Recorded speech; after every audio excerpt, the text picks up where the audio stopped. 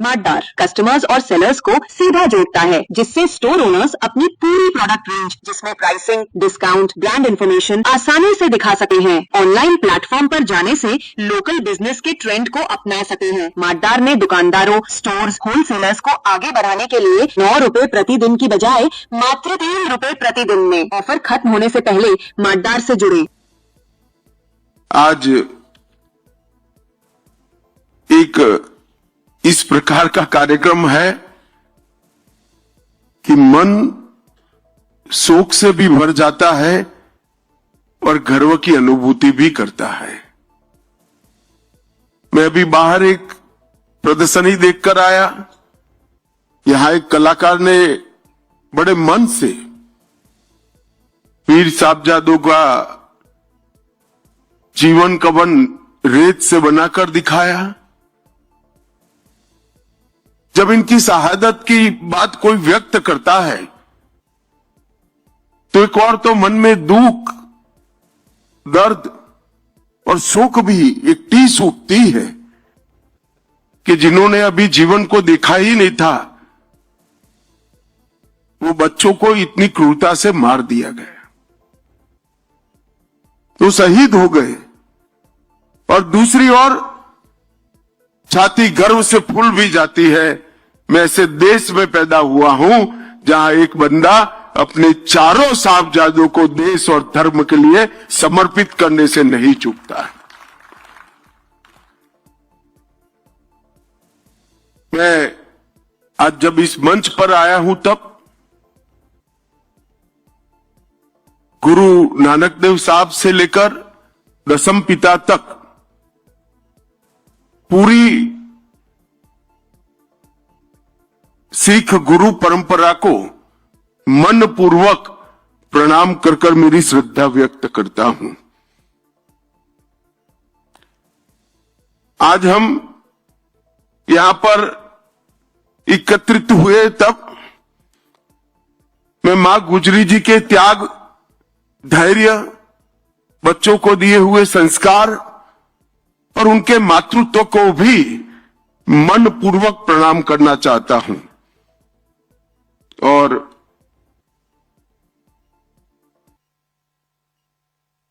यही भूमि पर कई ऐसी स्थान है जहां गुरु साहिब कई बार गए। यहां पर एक विशेष प्रदर्शनी का भी आयोजन किया गया, सैंड आर्ट का शो भी किया गया और एक कॉफी टेबल बुक का भी विमोचन किया गया। 84 के दंगों के घाव को मरहम लगाने के लिए भी एक सरकारी योजना का यहां पर लोकार्पण किया गया। परंतु आज हम सब एकत्रित हुए हैं 4 साहबजादों की शहीदगी, इनकी वीरता, इनके बलिदान को याद करने के लिए। पो का ये महीना ये भारत के स्वतंत्रता के इतिहास में बहुत दर्दनाक महीना माना जाता है।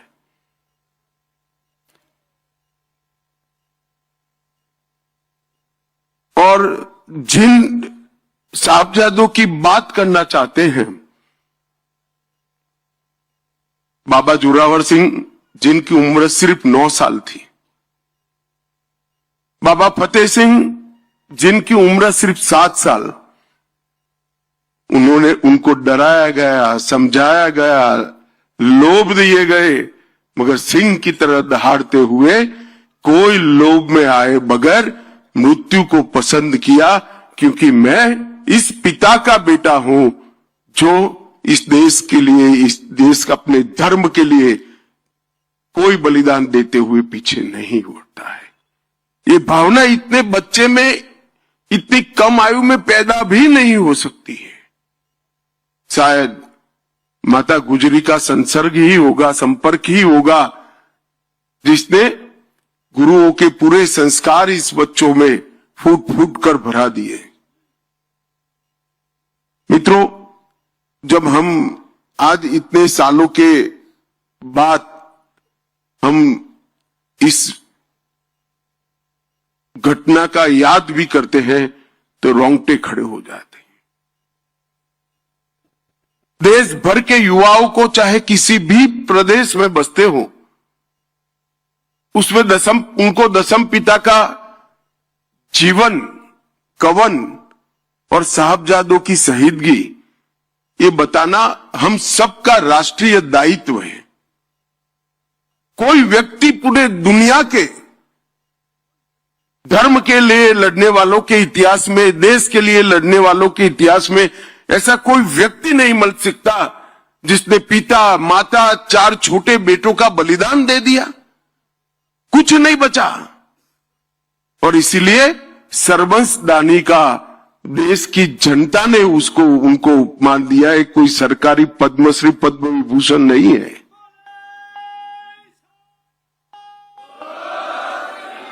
अपने पिता, अपनी माता, अपने 4 बच्चों का बलिदान करने के बाद भी लड़ाई को चालू रखा।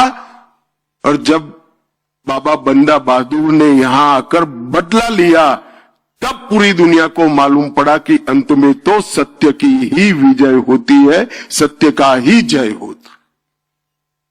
ये जो जुझारूपन है, धर्म के प्रति समर्पण है, मातृभूमि के प्रति प्यार है, ये पूरे देश के सभी लोगों को जानकारी देने का एक अवसर है। 4 बेटे शहीद होने के बाद भी लड़ते रहना एक प्रकार से बहुत बड़ी बात है। मैं इसके पर बाद में आता हूं, मगर ये पूरी परंपरा जो बनी,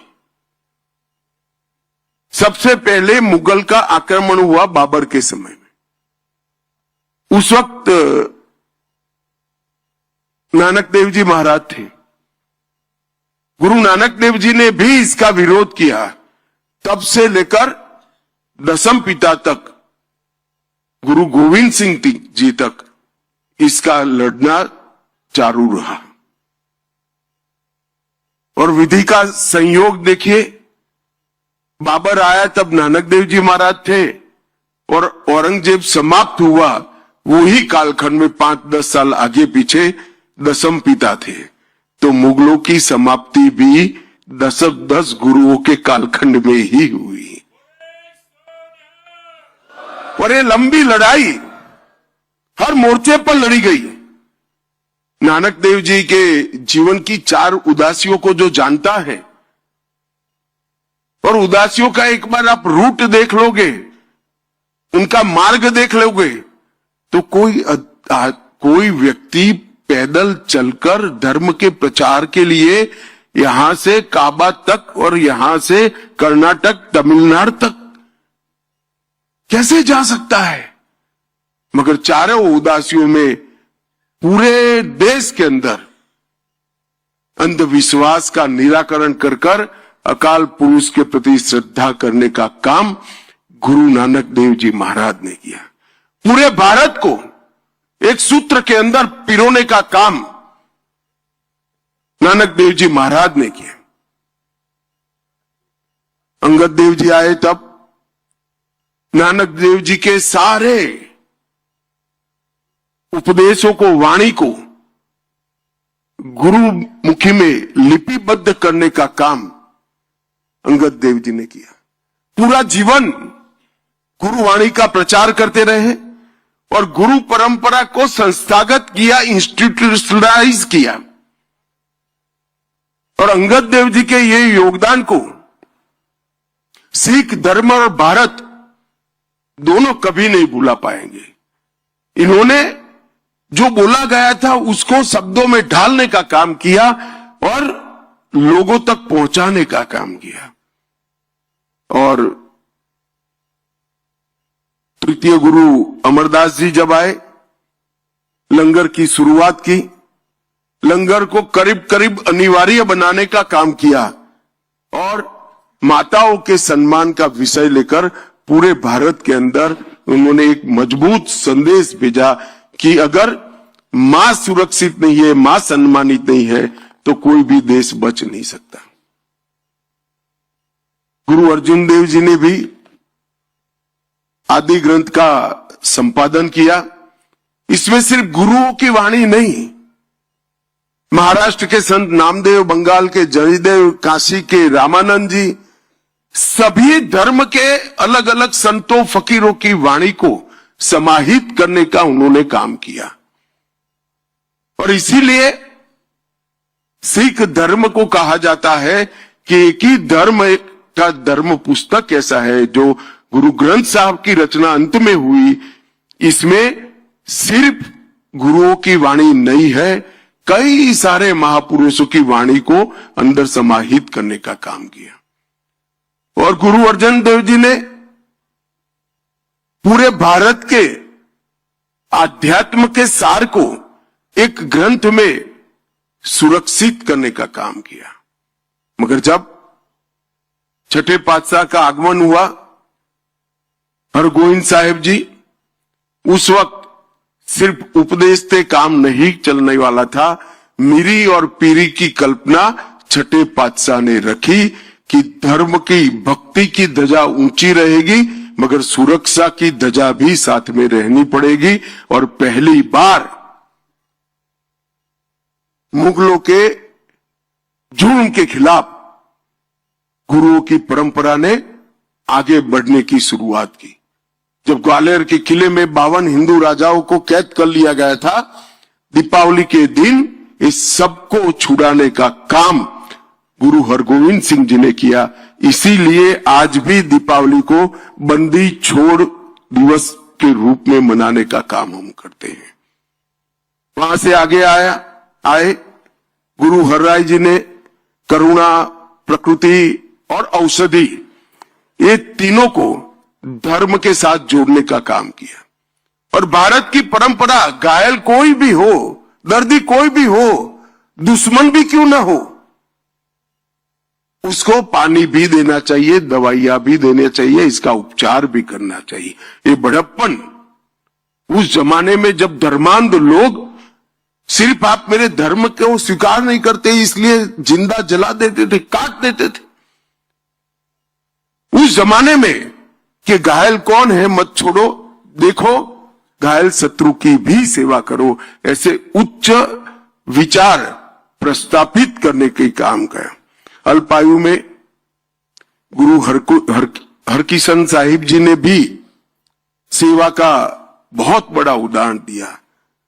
चेचक महामारी के समय प्राणों की परवाह करे बगैर दिल्ली और इर्द गिर्द के इलाकों में सेवा की एक बहुत बड़ी परंपरा उन्होंने स्थापित की। और फिर आता है हिंदी चादर नवम गुरु। मैं कई बार मेरे मत क्षेत्र में गुजरात में भी कहा हूं, अगर गुरु तेग बहादुर न होते तो हम कोई हिंदू न होते, कोई सिख नहीं होता, पूरा भारत समाप्त हो गया होता। इस देश पर नवम गुरु के जो उपकार है वो 5000 साल के बाद भी इसका शुक्राना अदा नहीं हो सकता, कोई भूल नहीं सकता। जब कश्मीर के पंडित उनके पास गए और कहा हमारा जबरन धर्म परिवर्तन हो रहा है, हमें बचाइए, आप ही बचा सकते हैं, तब उन्होंने उनके मुख से एक वाक्य निकला कि ये जुल्म तभी रुकेगा धरती कोई महान आत्मा का बलिदान मांगती है। और मित्रों, उसी वक्त कहते हैं ना, पूत के लक्षण पालने से, उसी वक्त 8 साल का बालक गोविंद राय, दशम पिता, पास में खड़े थे। उन्होंने क्षण का भी विचार करे बगैर कहा कि आपसे महान कौन हो सकता है, अगर बलिदान देना है तो आपको ही देना चाहिए। एक 8 साल का बच्चा अपने पिता को कहता है कि आप तो बड़े महान हो, अगर बलिदान देना है तो आपको देना चाहिए, रोक के धर्म परिवर्तन को। और फिर नवम गुरु की वो महान यात्रा दिल्ली तक की, और औरंगजेब को कहा कि धर्म परिवर्तन बंद करो, मुझे अगर धर्म परिवर्तन करने के लिए तैयार है। और जो यातनाओं का वर्णन है, मैं तो यहां बोलना भी नहीं चाहता, बोल भी नहीं सकता।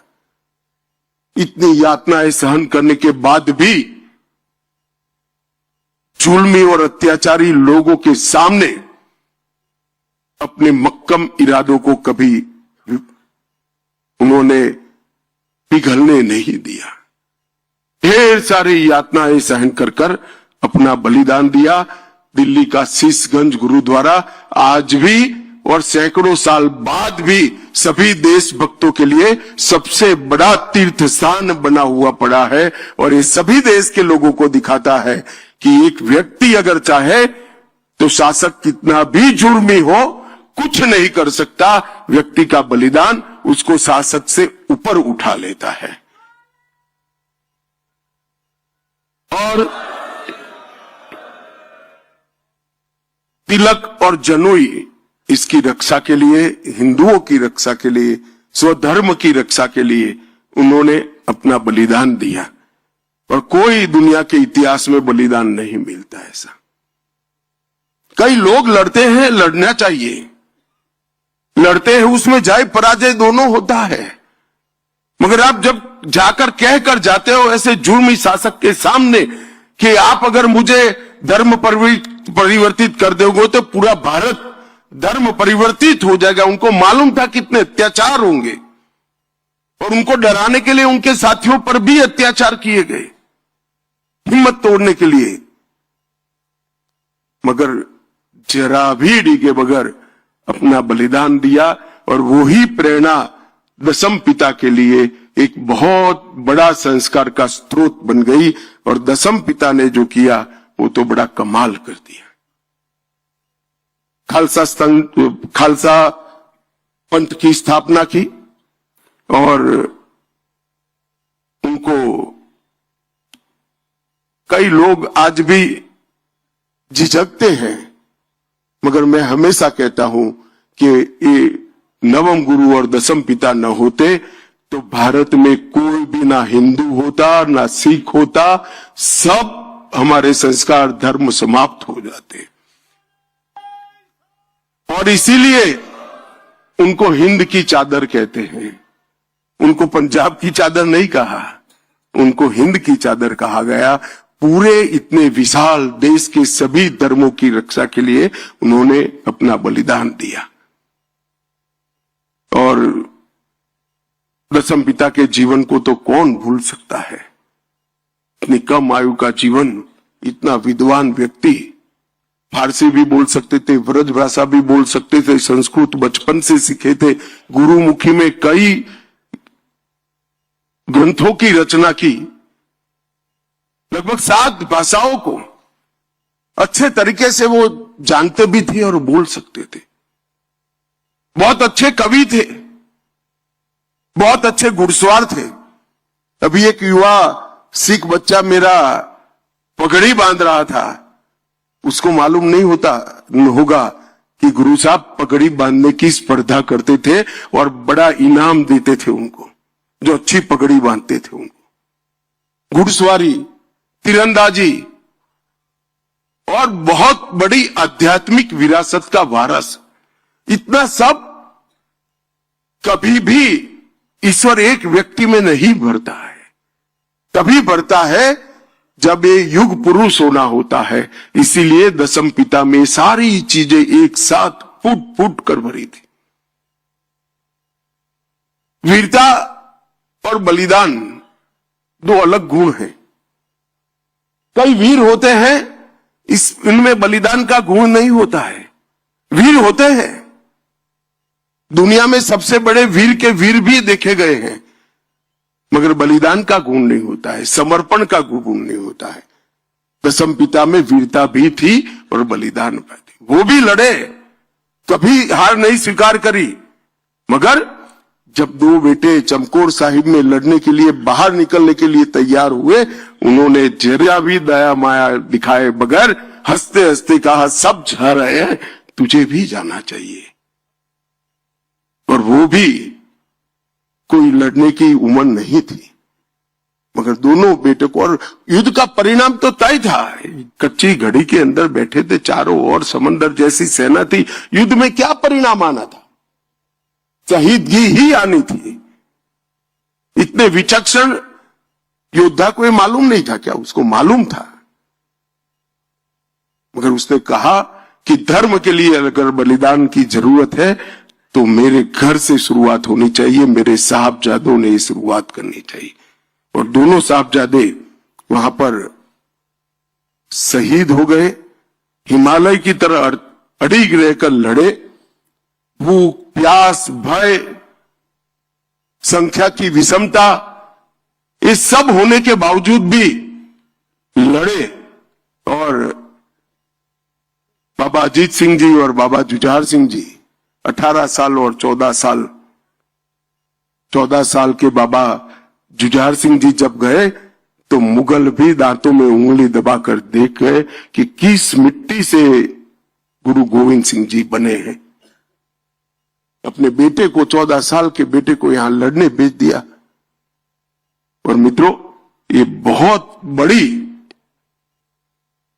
बलिदान के संस्कार को सालों तक आगे ले जाने वाला ये पल था। और जब दोनों बेटे जिंदा दीवार में चुन लिए गए और वो पिता के मन में कोई भाव नहीं होंगे ऐसा नहीं है, मगर उन्होंने इस भाव को कभी ऊपर नहीं आने दिया। और दोनों बेटे दीवार में चुनवा लिए गए और जुल्म और धर्मांधता की एक प्रकार से इंतहा का उदाहरण मुगलों ने दुनिया ने के सामने रखा। और मुझे तो आज भी वो पल की मैं थोड़ा रिवाइंड कैसेट चलाकर दिमाग में सोचता हूं कि माता गुजरी ने पगड़ी ढंग की बांधकर बच्चों को वहां भेजा होगा। वो मां के हृदय पर क्या गुजरी होगी, अपने पोतों को वहां भेजना और इतनी बहादुरी से भेजना कि तुम गुरु गोविंद सिंह जी के बेटे हो, कहीं झुकना मत, डरना मत, धर्म के लिए अड़िग रहना। वो संस्कार बहुत कम लोग अपने बच्चों को दे पाते हैं। मित्रों, जब उनको समाचार मिला कि चारों साहबजादे शहीद हो गए हैं और एक मां ने इनके सामने सवालिया नजर से पूछा कि अब क्या, मेरा तो कोई बेटा ही नहीं बचा, तब ये महान आदमी के मुंह से ऐसे ही निकल गया, 4 मुए तो क्या हुआ, जीवित कई हजार। ये बहुत बड़ा मन चाहिए साहब, बहुत बड़ा मन चाहिए। और आज हम सब दशम पिता को श्रद्धा से देखते हैं और आज दशम पिता का वाक्य भी सही हो गया, जुर्म करने वाले तो चले गए, आज उनके हजारों, लाखों, करोड़ों बेटे धर्म के लिए लड़ने के लिए तैयार खड़े हैं, मातृभूमि के लिए लड़ने के लिए तैयार खड़े हैं। और ये गुरु गोविंद सिंह जी के मन से निकला हुआ वाक्य था, ये कोई भाषण नहीं था। जब अपनी पत्नी हिसाब मांगती है कि मेरे बेटों का क्या हुआ भाई, अब मैं किसको बेटा कहूंगी, तब मन से निकला वो वाक्य थे, 4 मुए तो क्या हुआ, जीवित कई हजार। ये वाक्य दशम पिता के मुंह से ही निकल सकता है। जीवन में कभी पराजय को स्वीकारा नहीं, अंत समय तक लड़ते रहे और फौलादी इरादों से एक बहुत बड़ी ताकत को चैलेंज दिया। और मैं निश्चित रूप से मानता हूं कि दशम पिता ने लिखा हुआ पत्र औरंगजेब को अपनी मृत्यु की अंतिम घड़ी में भी याद होगा और इसने उसके ईश्वर से जरूर माफी मांगी होगी। इतना नैतिक ताकत, इतनी बड़ी शहादत के बाद आना, ये बहुत बड़ी बात है। और आजादी के बाद इतिहास को एक प्रकार से किसी का कोई इरादा नहीं होगा, मगर एक प्रकार से भुला दिया गया। धर्म के प्रति श्रद्धा, देश के प्रति लगाव और धर्म और देश के लिए शहीदगी का भाव, वो छिपाने की बात नहीं है। इसका महिमा मंडन होना चाहिए। छोटे बच्चों को आज भी साहबजादों की तस्वीर से, इनकी बलिदान से प्रेरणा मिलनी चाहिए। और मोदी जी ने बहुत मन से तय किया कि 9 जनवरी 2022 को प्रकाश पर्व के दिन ने तय किया कि 26 दिसंबर को पूरे देश में वीर बाल दिवस मनाया जाएगा और पूरा देश गुरुओं के वो वीर बालकों के प्रति शुक्राना अर्ज करेगा। आज मैं यहां आया हूं, 3 साल हो गए। 3 साल से इस देश की केरल हो या तमिलनाडु, गुजरात हो या बंगाल, हर प्राथमिक स्कूल के अंदर साहबजादों का 26 दिसंबर को जीवन कवन पढ़ा जाता है। उनके जीवन पर निबंध लिखने की स्पर्धा होती है और उसमें दोनों साहबजादों के नाम से इनाम भी दिया जा सकता है, इनाम भी दिया जाता है। आप कल्पना करिए कितने करोड़ों बच्चों के लिए आज ये दोनों वीर बालक, गुरु के दोनों साहबजादे, दोनों शहीद बालक हमारे, वो प्रेरणा का स्रोत बन गए और कई पिताओं के लिए भी स्रोत बने। कई पिता प्रार्थना करते होंगे कि ईश्वर बेटा देना तो ये शहीद साहबजादों जैसा देना जो मुझे भी अमर कर दे इतिहास में। और ये बात जब ये सप्ताह मनाने का तय किया और वीर बाल दिवस को हमने बहुत मन के साथ मनाने की शुरुआत करी है भारत सरकार ने। सभी राज्य सरकारों ने इसकी सहायता की है, किसी भी पार्टी की हो, किसी ने मना नहीं किया। हर पार्टी की राज्य सरकारों ने इतनी सहायता की है और आज देश भर में साहबजादों को याद किया जाता है। मित्रों, एक प्रकार से नरेंद्र मोदी जी बहुत भाग्यवान प्रधानमंत्री हैं। इसलिए नहीं कि 3 बार चुनाव जीत गए, 3 बार प्रधानमंत्री बने। देखिए, उनके ही प्रधानमंत्री काल में गुरु तेग बहादुर जी का 350वां शहीदी दिवस आया। नानक देव जी महाराज का 550वां प्रकाश पर्व आया। तेग बहादुर जी का 400वां प्रकाश पर्व आया और सर्वंसदानी दसम पिता का 350वां भी प्रकाश पर्व उन्हीं के कालखंड के आया। ये भी गुरुओं की कृपा है कि एक ही प्रधानमंत्री के कालखंड में प्रथम गुरु नानक देव जी महाराज से लेकर दसम पिता तक सभी के जीवन से जुड़ी हुई घटनाएं आई और ये पूरी सिख गुरुओं की परंपरा को देश और दुनिया के सामने रखने में नरेंद्र मोदी सरकार ने कोई कसर नहीं रखी। कई सारे ऐसे इश्यू थे, FCRA का, हरमिंदर साहिब का रजिस्ट्रेशन, करतारपुर साहिब का गलियारा, एक इसके साथ साथ 3 दशक के बाद सिख दंगों के जितने भी पीड़ित है वो केसों को रीओपन कर कर जिन्होंने गुनाह किया था उनको जेल के पीछे डालने का काम किया। 5 लाख रुपया मुआवजा दिया और अब सैनी साहब नौकरी भी ढूंढ कर दे रहे हैं। मैं तो बहुत धन्यवादी हूं सैनी का कि इन्होंने इतने समय के बाद परिवारों को ढूंढकर नौकरी देने का काम किया। जलियांवाला बाग का स्मारक बनाया। अफगानिस्तान, पाकिस्तान, बांग्लादेश में जो सिख परिवार थे, यहां शरणार्थी बनकर आए थे, उनको नागरिकता देने का काम किया और जम्मू कश्मीर में भी 1.16 लाख मतलब 1,16,000 परिवार थे जिनको जम्मू कश्मीर की नागरिकता नहीं मिलती थी। धारा 370 हटने के बाद उनको नागरिकता देने का भी काम कर दिया। मुझे कई बार मेरे मन में सवाल आता है कि आजादी के बाद जब विभाजन की चर्चा होती होगी तो विभाजन कागज पर तो नहीं हुआ, कभी न कभी इसकी चर्चा हुई, ये पाकिस्तान में जाएगा, ये भारत में रहेगा। अब इतने नजदीक करतारपुर साहिब था, ये क्यों छोड़ दिया, मेरी समझ में नहीं आता है। या तो विभाजन करने के लिए, तय करने के लिए ऐसे लोग बैठे थे जिनको ये परंपरा का ज्ञान ही नहीं होता।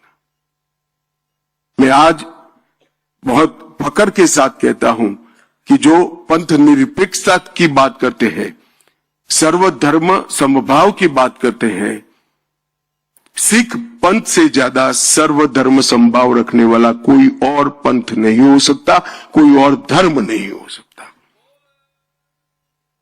और नानक देव साहब का इतना बड़ा स्थान जिसको यहां श्रद्धालु दूरबीन से देखते थे, आज उनकी ही कृपा है कि प्रतिदिन 15,000 लोग जा पाए, इस प्रकार की व्यवस्था करने में हम सफल हुए हैं।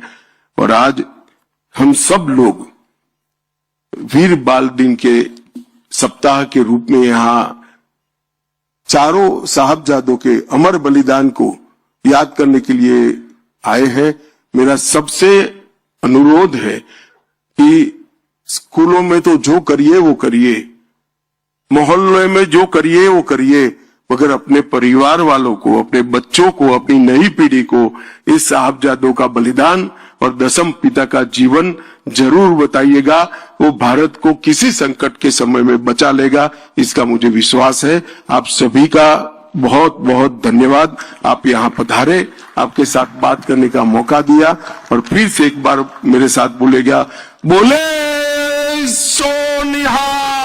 सत श्री अकाल। मार्टदार कस्टमर्स और सेलर्स को सीधा जोड़ता है, जिससे स्टोर ओनर्स अपनी पूरी प्रोडक्ट रेंज जिसमें प्राइसिंग, डिस्काउंट, ब्रांड इंफॉर्मेशन आसानी से दिखा सके हैं। ऑनलाइन प्लेटफॉर्म पर जाने से लोकल बिजनेस के ट्रेंड को अपना सके हैं। मार्टदार ने दुकानदारों, स्टोर्स, होलसेलर्स को आगे बढ़ाने के लिए 9 रुपए प्रतिदिन की बजाय मात्र 3 रुपए प्रतिदिन में ऑफर खत्म होने से पहले मार्टदार से जुड़े।